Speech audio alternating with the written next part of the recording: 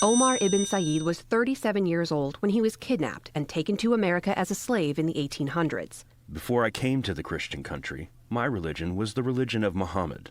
His autobiography in his native language of Arabic is believed to be the only one of its kind, the original words of a Muslim American slave. Then there came to our place a large army who killed many men and took me and brought me to the Great Sea.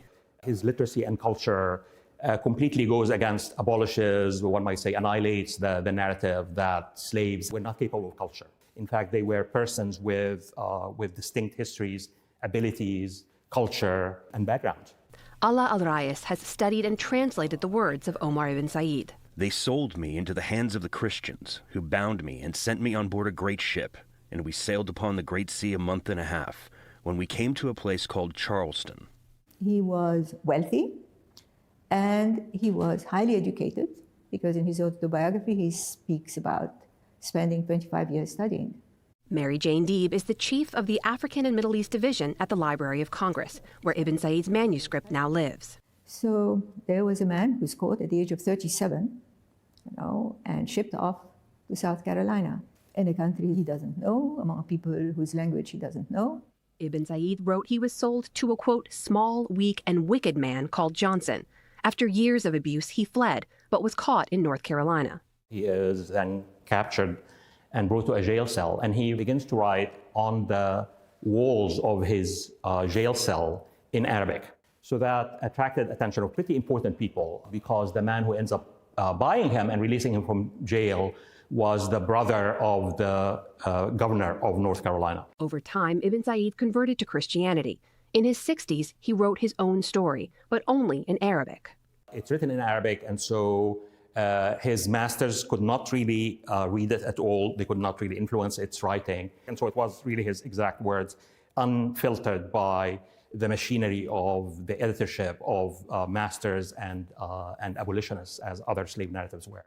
A machinery Al-Rais says erased countless narratives, including the fact that up to 20% of Africans enslaved in America were Muslim. Ibn Said, in fact, chose to open his autobiography with a verse from the Quran. The crux of this Quranic chapter is that it's only God who has the possession and the ownership, both of human beings and of things. And therefore, it seems to me a kind of a hidden text. What Omar is saying is that you guys have no right to own me here. It's a narrative that challenges the original concept of who the slaves were when they came here. They didn't really have a system of belief. They were uncultured. They didn't have a written system. This is what he brings to the table and basically says that is who we really are. But before those pages written by Omar ibn Said could be shared with the rest of the world, conservators here at the Library of Congress worked for months behind the scenes to bring those pages back to life.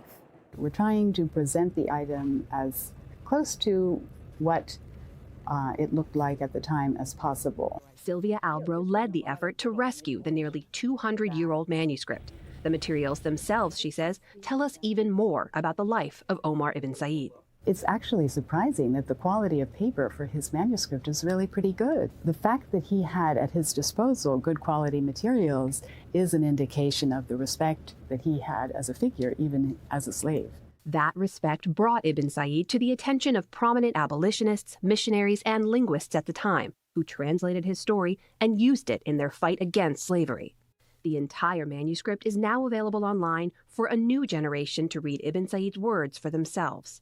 For the PBS NewsHour, I'm Amna Nawaz in Washington, D.C. And what a gift it is to all of us.